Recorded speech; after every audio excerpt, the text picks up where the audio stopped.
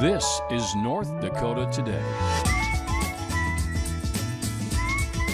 Hello, everyone, and welcome to North Dakota Today. I am Phoenix O'Connor. I'm Marlon Mayhew. And I'm Anna Johnson. Thanks so much for watching today.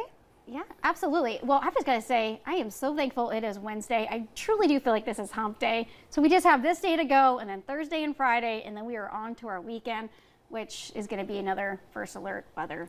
Yeah, I wish I could be more excited about it. Right. Yeah, I definitely am excited for the weekend. I have a little bit of plans that I'm brewing up, so I can't Yay, wait good for for you. that.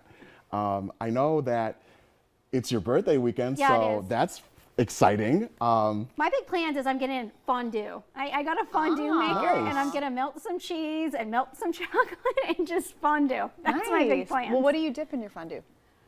This is the first time I got it. Oh. So we're fondueing for the first time. So if anyone at home has a good fondue recipe, let me know so we can cheese it up. Right?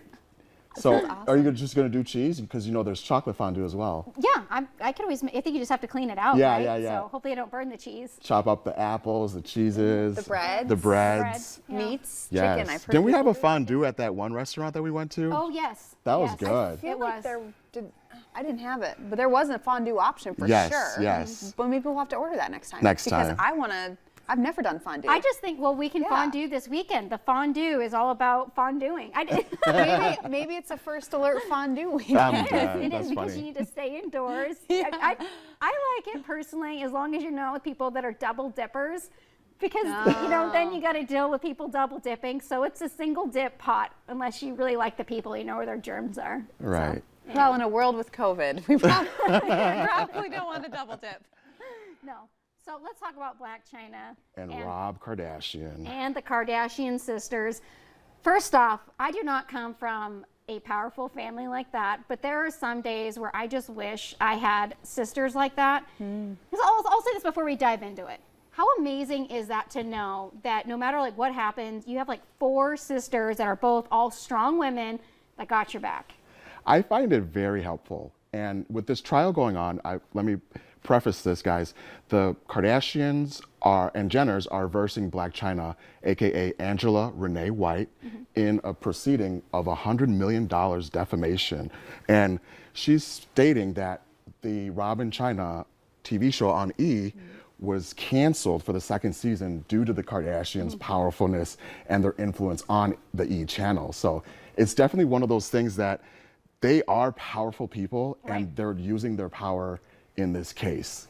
I'm not a real big fan of Blac Chyna. She has a few songs that are all right, but I do really respect her that she's standing up, she has a backbone, and she's sticking up for what she feels is right and going up against, I mean, really, she's the little man against this big, powerful family in a lot of ways.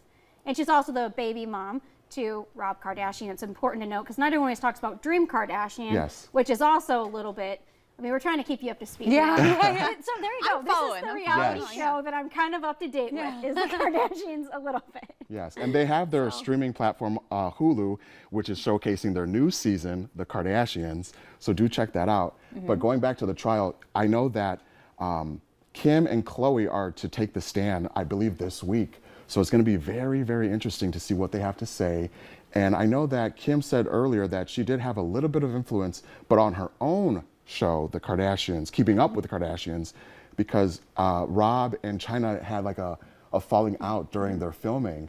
And so it was definitely one of those things that she does have influence on her TV show, but not Rob and Chyna's. So with your information, what do you think, Anna? What is your take I have on a it? few thoughts. One being, it surprises me that China is both trying to claim the loss of this second season is impacting her financially detrimentally when she's also at the same time claiming, but I made all my money before Rob, I didn't need him. They seem like they're contradicting. The other thing is, it's really hard to see a situation where it's a family that's in conflict because the kids are involved, which Yes. means that Dream is sitting by. And at this point, Dream's probably not old enough to know exactly what's going on. Right.